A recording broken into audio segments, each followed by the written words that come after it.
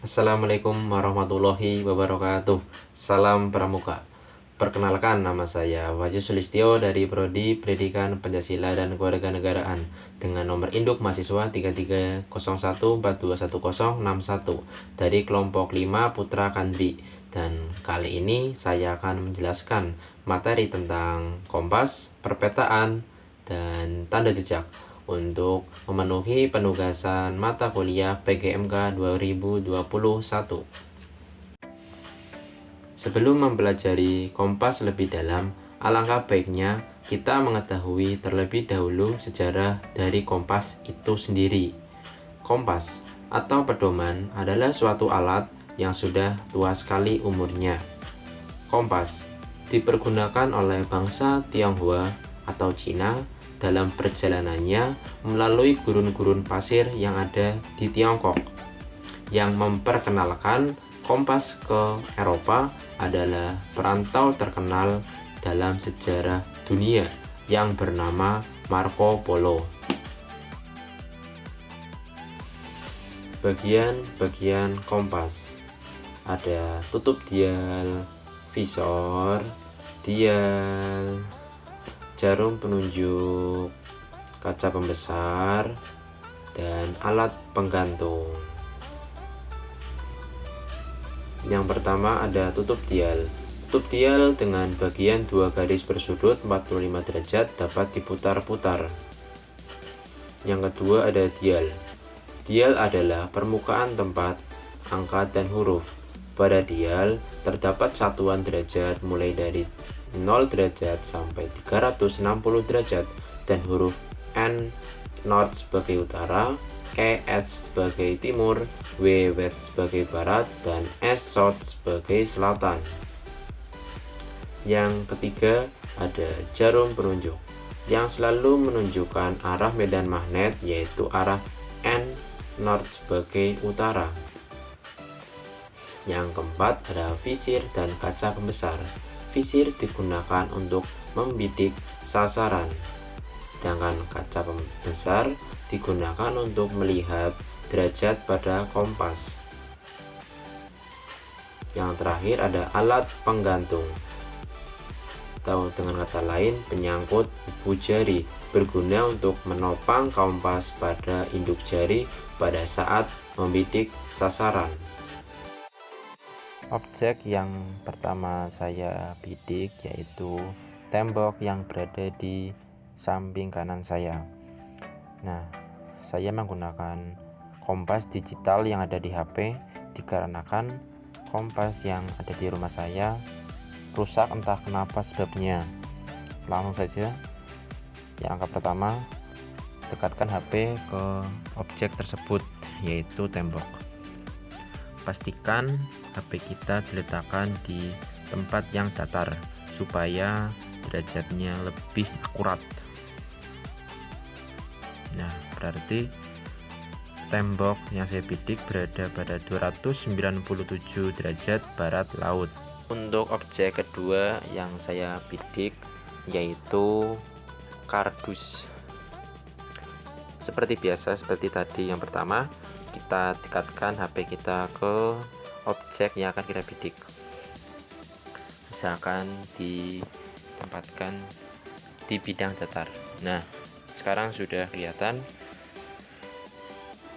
objek yang saya bidik yaitu kardus berada pada 161 derajat selatan.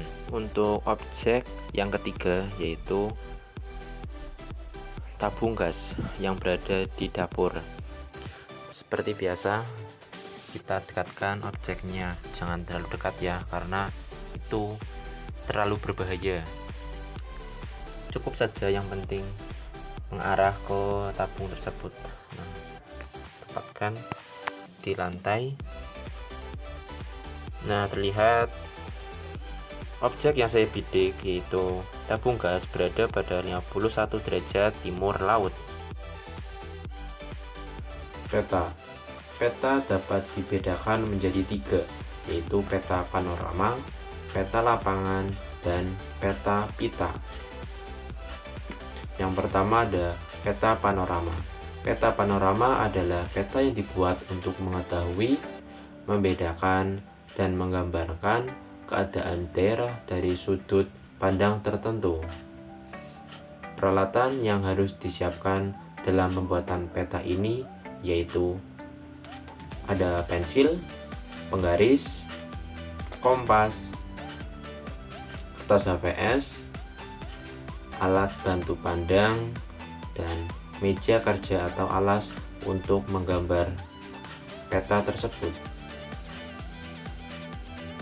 Hal-hal yang harus diperhatikan dalam pembuatan peta panorama yaitu 1. Arah pandang atau sudut pandang. Yang kedua, penggambaran batas daerah.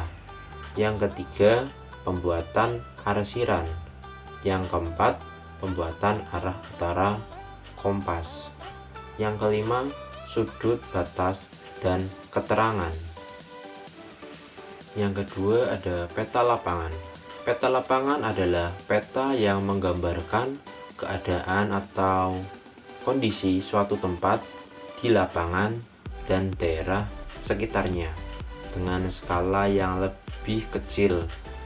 Alat yang diperlukan atau dipersiapkan dalam pembuatan peta ini adalah yang pertama pensil, kedua penggaris, ketiga busur derajat, keempat kertas bisi, yang kelima kompas, yang keenam meja kerja yang digunakan untuk menggambar. Adapun hal-hal yang harus diperhatikan dalam pembuatan peta lapangan.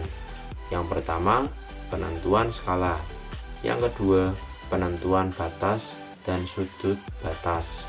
Yang ketiga, lapangan. Yang keempat, pengukuran jarak dari pusat ke sudut. Yang kelima, batas lapangan. Dan yang terakhir, pembuat gambar peta tersebut. Yang ketiga ada peta pita. Peta pita adalah gambar yang dibuat dari lembaran kertas atau gulungan kertas untuk mengetahui gambaran atau keadaan perjalanan yang telah dilakukan dari suatu tempat ke tempat lain. Bila diperlukan, peta ini juga dapat digunakan sebagai dasar pembuatan peta-peta atau denah suatu perjalanan. Adapun peralatan untuk pembuatan peta-peta ini antara lain: yang pertama pensil, yang kedua penggaris, yang ketiga kertas pita sesuai kebutuhan, yang keempat kompas sebagai alat pengukur jarak, yang kelima pencatat waktu atau jam, dan yang terakhir meja kerja atau alas gambar. Hal-hal yang perlu diperhatikan dalam pembuatan peta pita antara lain: yang pertama, menentukan skala. Yang kedua, pembuatan keterangan dan peta jalan. Yang ketiga, penentu jarak dan batas belokan. Yang keempat, penulisan arah utara dan waktu. Tanda jejak.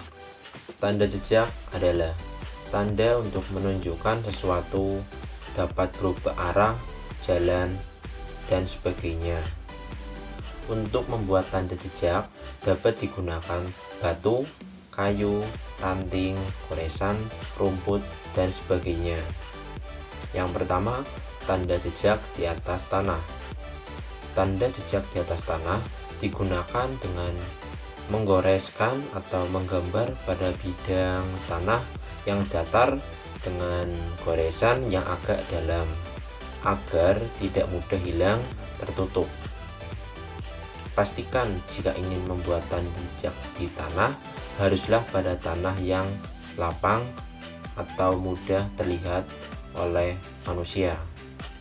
Yang kedua, tanda jejak dengan batu. Menggunakan batu sebagai tanda jejak adalah yang cukup banyak digunakan oleh petualang, karena jika disusun dengan benar, tanda batu tidak akan mudah hilang. Kalian bisa menumpuk batu dengan bentuk yang tidak lazim supaya mudah dilihat. Tempatkanlah batu pada tempat yang tak lazim batu tersebut berada sehingga mudah dilihat oleh orang sekitarnya.